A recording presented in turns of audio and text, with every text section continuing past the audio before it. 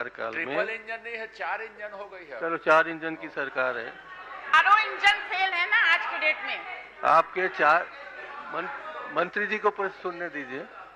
आपके 4 इंजन की सरकार ने 20 माह के कार्यकाल में जल जीवन मिशन का 7% कार्य किया है, ये आपका उत्तर है। ठीक है। और हमने हमारे सरकार ने दिसंबर 23 तक 83.85% का काम किया है। तो आप बताइए, हमारी सरकार ने ज्यादा काम किया है कि आपके 20 महीने की सरकार ने काम किया है? और जब हम ज्यादा काम कर रहे हैं उसके बावजूद भी आप ये बताना चाहते हैं कि हमने कुछ काम नहीं किया, लेट किया, ऐसा किया, वैसा किया, और 7% काम करके आप वाही लूटना चाहते हैं। कितने क्या चार है? 4 इंजन क्या है नेताजी, आपकी तो मजबूरी है हमारी सरकार कहना। क्यों नहीं कहोगे तो चलेगा नहीं। हम तो देखते थे, अब हम वहां बैठे हो तो हम नहीं देखते थे आपकी सरकार कितनी थी उसको। वो तो दिख रहा है ना कि हमारी सरकार थी, कांग्रेस की सरकार चली गई। तो देख तो कैसे। मैं तो यही कह रहा हूं कि आपने कुल 80% का काम बताया है, 80.95। उसमें 74.85 हमने किया है, कांग्रेस सरकार ने किया है, भूपेश बघेल की सरकार ने किया है, 7% आप किए हैं। तो किस बात की वाहवाही लेना चाहते हैं? दोनों वरिष्ठ माननीय सदस्यों के प्रश्नों का उत्तर दे रहा हूं। माननीय भूपेश बघेल जी ने जो प्रश्न किया, जून 2024 में हमने जब वेरिफिकेशन किया तब आंकड़े आए 21 लाख। तब हमारी सरकार को 6 महीना हो चुके थे, तो 6 महीने में वो हमारा काम भी शामिल है। और उसके बाद जो हुआ, कुल मिलाकर 10 लाख कनेक्शन, केवल कनेक्शन नहीं, पानी सहित नल के कनेक्शन हमने दिए हैं। ये हमारी उपलब्धि है। और माननीय नेता प्रतिपक्ष जी ने जो प्रश्न किया है, संशोधित उत्तर उनको दिया है, संशोधित उत्तर दिया है। 15 लाख का अंतर आप हमें छोड़कर गए। 21 लाख घरों में पानी आ रहा था जून 2024 में। आपने दिसंबर तक दर्ज किया था 36 लाख। 6 महीने में जो हमने काम किया और आप 15 लाख का डिफरेंस छोड़ के गए थे, उसे पूरा कर रहे हैं। संशोधित उत्तर माननीय वरिष्ठ सदस्य नेताजी को दिया है। ठीक है। माननीय अध्यक्ष महोदय, अब फिर से एक प्रश्न उसी उत्तर में पूछ रहा हूं। अध्यक्ष महोदय, दिसंबर में सरकार बन गई 23 में, जून तक के आपने काम किया, बहुत काम किया। अब ये बता दिए कि इस 7 महीने में आपने कितने नल कनेक्शन दिए और कितनी राशि खर्च की?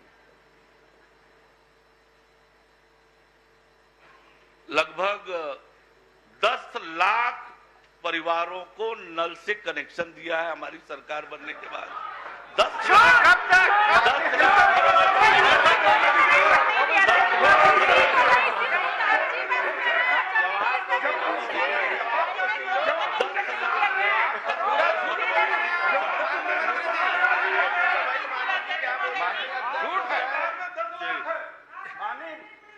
अध्यक्ष महोदय, उप मुख्यमंत्री जी जवाब नहीं दे पा रहे हैं।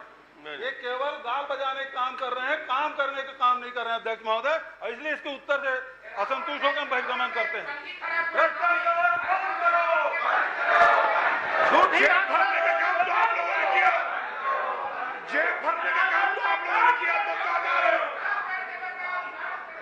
क्रमांक 4 श्री धर्मलाल कौशिक।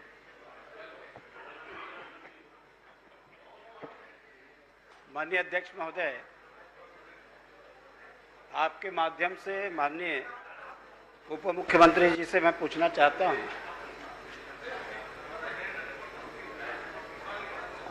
कि कुछ संस्थाओं के द्वारा जिस प्रकार से कूट रचित दस्तावेज और फर्जी दस्तावेज के आधार पर उन्होंने काम प्राप्त किए और वो बाद में प्रमाणित भी हुए, तो मैं आपसे ये पूछना चाहता हूं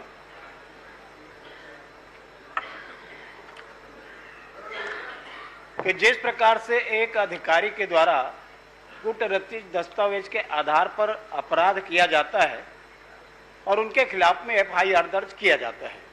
तो क्या उसी प्रकार से फर्जी दस्तावेज या कूट रचित दस्तावेज कर काम प्राप्त करने वाले जिस प्रकार से अपराध किए हैं, उनके खिलाफ भी उसी प्रकार से कार्रवाई करेंगे क्या? जल जीवन मिशन को लेकर जो अपेक्स कमेटी है, उस कमेटी ने जो फर्म है उसने फौज एक्सपीरियंस सर्टिफिकेट के आधार पर मल्टी विलेज स्कीम का टेंडर प्राप्त किया, उसके खिलाफ एफआईआर करने की अनुशंसा की और बाकी के जो अनुबंध थे, कुल मिला के 12 अनुबंध, उन सबको निरस्त करने का अनुशंसा किया और उस आधार पर हमने कार्रवाई की। 12 अनुबंध निरस्त किए और जो मुख्य एजेंसी थी उसके खिलाफ एफआईआर दर्ज किया है। ब्लैक लिस्टिंग के लिए शोकाज नोटिस दिया और जो अपेक्स कमेटी के रिकमेंडेशन थे उसके खिलाफ सभी 7 फर्मों ने उच्च न्यायालय में याचिका दायर की और जो ब्लैक लिस्टिंग के लिए नोटिस था 3/9/2024 का और 17/2/2025 का जो रिकमेंडेशन था अपेक्स कमेटी का, दोनों को माननीय उच्च न्यायालय ने सेटिसाइड किया और मुख्य सचिव को उस पर विचार करके निर्णय करने के लिए कहा है और अब सरकार ने तय किया है उसके खिलाफ अपील करने का। तो वो प्रक्रियाधीन है। अधिकारियों की संलिप्तता के संबंध में कोई रिपोर्ट नहीं आई है, इसलिए कोई कार्रवाई नहीं किया है और यदि ऐसी रिपोर्ट आती तो निश्चित रूप से यदि 6 एग्जीक्यूटिव इंजीनियर को सस्पेंड किया है, 4 के खिलाफ नोटिस दिया है, डिपार्टमेंटल इंक्वायरी चल रही है, तो किसी भी अधिकारी को बख्शने का कोई सवाल ही नहीं है जिसकी जिम्मेदारी कोई हो। नहीं, अधिकारी के संदर्भ में मैंने नहीं पूछा। मैं तो ये पूछा कि जैसे इन्होंने फर्जी दस्तावेज के आधार पर काम प्राप्त किया और अपराध किया, शासकीय अधिकारी यदि उसी आधार पर कोई दस्तावेज प्रस्तुत करे तो उनके खिलाफ में एफआईआर की जाती है। इनके खिलाफ में एफआईआर क्यों नहीं की गई है? जब इसको प्रमाणित पाया गया है और उच्च स्तरीय जो जांच कमेटी है उसमें केवल आपने एक के खिलाफ में किया है, बाकी के खिलाफ में आपने नहीं किया है। तो बाकी के खिलाफ में नहीं किया है तो आपने जो कोर्ट का हवाला दिया कि हाई कोर्ट में जो मामला पेंडिंग है, तो हाई कोर्ट की जो मामला पेंडिंग है वो जो लंबित मामले हैं उसके निराकरण आपके अनुसार से अभी निराकरण नहीं हुआ है, लेकिन अधिकारियों को दिशा निर्देश हाई कोर्ट के द्वारा प्राप्त हुआ है।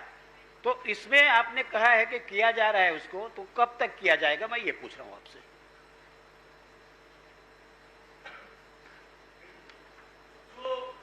फोर्ज एक्सपीरियंस सर्टिफिकेट प्रस्तुत किया गया था वो मिसर्स विजय सालुके कंपनी के द्वारा था। बाकी की जो 6 एजेंसी है वो ज्वाइंट वेंचर में उन्होंने 12 एग्रीमेंट किए थे। तो जिस फर्म ने फोर्ज एक्सपीरियंस सर्टिफिकेट प्रस्तुत किया था उसके खिलाफ हमने एफआईआर की है। बाकी लोगों का ज्वाइंट वेंचर में जो टेंडर हुआ था उन सबके अनुबंध निरस्त किए हैं और हम उनकी ब्लैक लिस्टिंग भी कर रहे थे और ब्लैक लिस्टिंग के लिए शोकाज नोटिस दिया था। माननीय उच्च न्यायालय ने उससे क्वेश्चन किया, अब उस पर अपील करने की हमारी प्रक्रिया चल रही है। माननीय उच्च न्यायालय का जैसा आदेश होगा, पर किसी भी अनियमितता को बर्दाश्त करने का प्रश्न ही नहीं है। माननीय अध्यक्ष महोदय, मैं माननीय अध्यक्ष महोदय, एक तो 60% वाला कोई कमिटमेंट नहीं था। माननीय अध्यक्ष महोदय, ये इस सदन का कागज है और इसमें साफ मंत्री जी ने ये कहा है कि मैं सदन के सामने ये स्पष्ट रूप से कहूंगा, किसी भी ठेकेदार का जब तक काम पूरा नहीं होगा 70% से अधिक भुगतान नहीं करेंगे। ये सम्मानित विधानसभा से आया हुआ कागज है और इसी सदन में इन्होंने ये बात कही है और इसके बाद जो विभाग है वो गुमराह कर रहा है। जो माननीय का सवाल है उसमें बिल्कुल साफ लिख दिया गया है कि ऐसी कोई कमिटमेंट नहीं है। जबकि इनके वक्तव्य है ये विधानसभा के, ये आपके वक्तव्य है माननीय मंत्री जी, दोनों बात की जांच कराई देखिए अध्यक्ष महोदय, इस पेपर पर जांच होनी चाहिए और मंत्री जी को दोनों की जांच होनी चाहिए। कौन सी बात कह रहे हैं? या पटल पर रखा ये कागज कागज सही है, ये आप स्पष्ट करें। माननीय अध्यक्ष महोदय, ये ऐसे जनता को गुमराह कर रहे हैं पूरी बात तरह। सुनिए। इसमें विभाग भी मिला और मंत्री जी भी अरे मिले। आप बैठिए, बात तो माननीय, सुनिए। मैं पटल पे रखना चाहता हूँ इस कागज को। आप पहले बात सुनिए। माननीय सदन का जो सदन का रिकॉर्ड है उसी को सदन में प्रस्तुत करना चाहते हैं। मैंने कहा कि 60% वाली बात नहीं थी, मैंने ये नहीं कहा कि 70% वाली बात नहीं थी, 70% वाली बात माननीय अध्यक्ष थी। जी, मैं ये पूछना चाहता हूँ, तो विभाग इसमें इस प्रश्न में तो इसका साफ तरीके से ये कह दिया है कि उसमें ऐसा कार्रवाई नहीं है। करेंगे क्या? जब 70% जब सम्मानित कौशिक जी ये पूछ रहे हैं कि ऐसा कोई कमिटमेंट है, तो इस पे विभाग ये जवाब देता है ऐसा कोई कमिटमेंट नहीं है। ये तो कह रहे हैं, चिल्ला रहे हैं। माननीय ये क्या क्यों खड़े हैं आप? हम अपनी बात रख रहे हैं, क्यों नहीं कहेंगे? आप जब खड़े होते हो आप कैसे खड़े हो? आप कैसे खड़े हो? आप कैसे खड़े हो? आप कैसे खड़े हो सकते हो? देखिए, जनता की बातें करेंगे सीधे आप। यहाँ विभाग आप को क्या कर रहे हैं? बैठिए। हम बोले नहीं। आप बैठिए। देखिए, चुपचाप बैठो। आप बैठिए, बैठिए। ये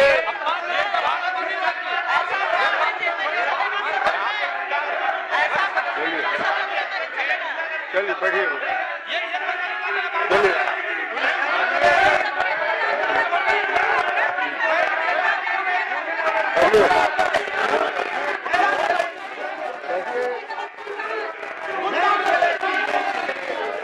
बैठिए।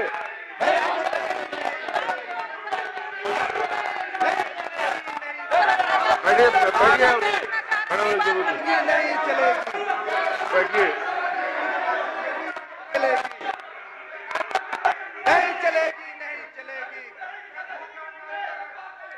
आप बैठिए। प्रश्नकाल में इस प्रकार एक मिनट बैठिए,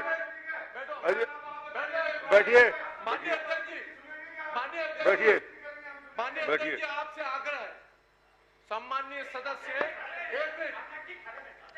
बोलने का समय दूंगा। जो प्रश्नकाल का महत्व पूरा छत्तीसगढ़ देखता है। विधानसभा की मर्यादा है, विधानसभा में बोलने का तरीका है। विधानसभा सड़क नहीं है कि आप भाषण देने आ रहे हो।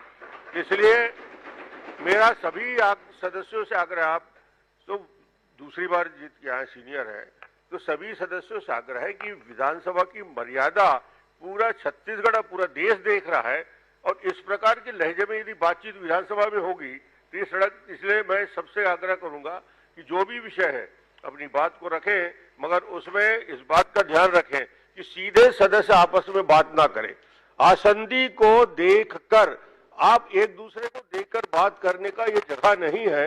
आसंदी को सीधा संबोधित करिए। और इस प्रश्न में काफी समय निकल गया, बाकी भी जवाब आ गया। सबको माननीय धन्यवाद। अध्यक्ष महोदय, बहुत महत्वपूर्ण। चलिए, अब बैठिए। आप प्रश्नकर्ता खड़ा है, आपके माध्यम से यही मांग। आपको मालूम होना चाहिए, बैठे खड़े हैं वो। माननीय अध्यक्ष महोदय,